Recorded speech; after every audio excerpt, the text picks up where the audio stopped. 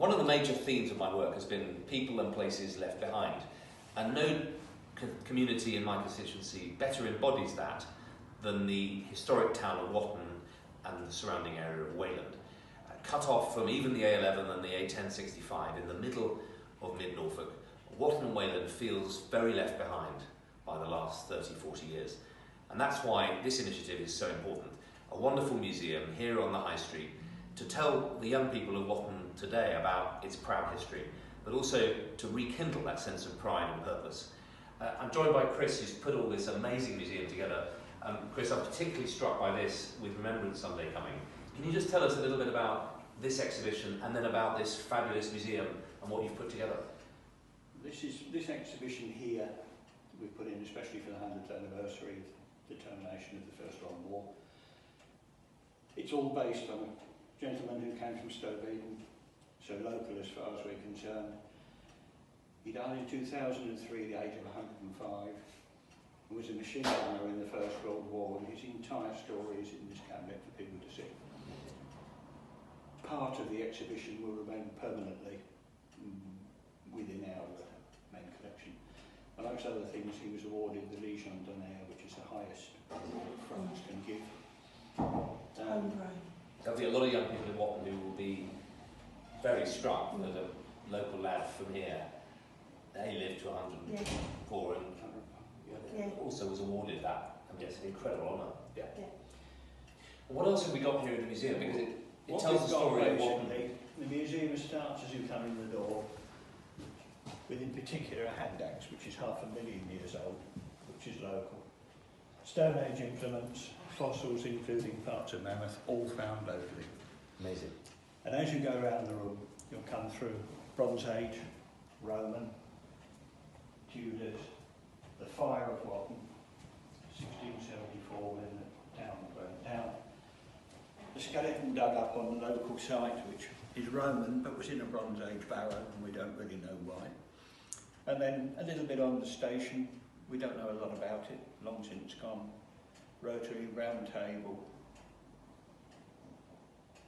commemorative items from the town from when it was a big, big attraction.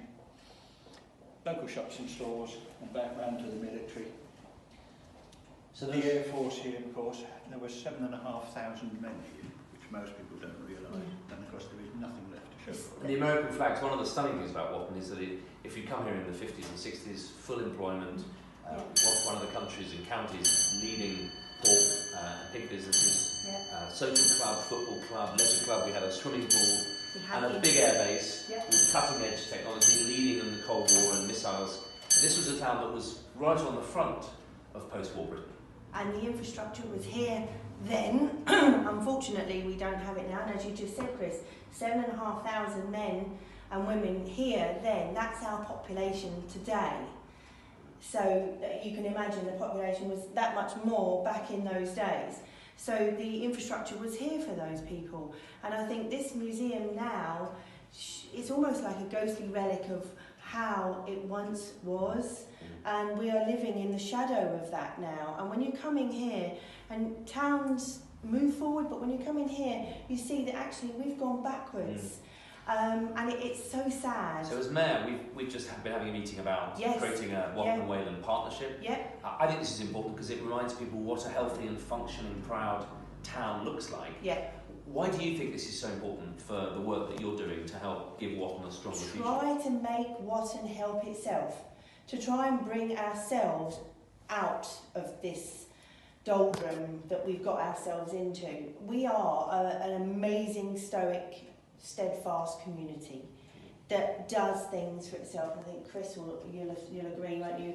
We have an amazing body of volunteers that work here at the museum, help on all sorts of things to try and make their everyday life better. Because they live here, they choose to live here because it is geographically a good place to live. Easy access routes to London, 2 hours from here, door to door.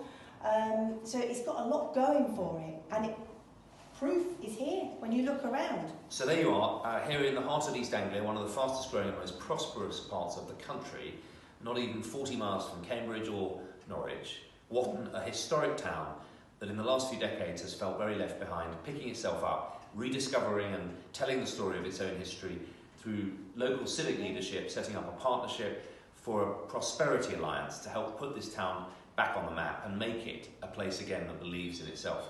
Watch this space for more details of how this town intends to make sure that its best days are ahead of it.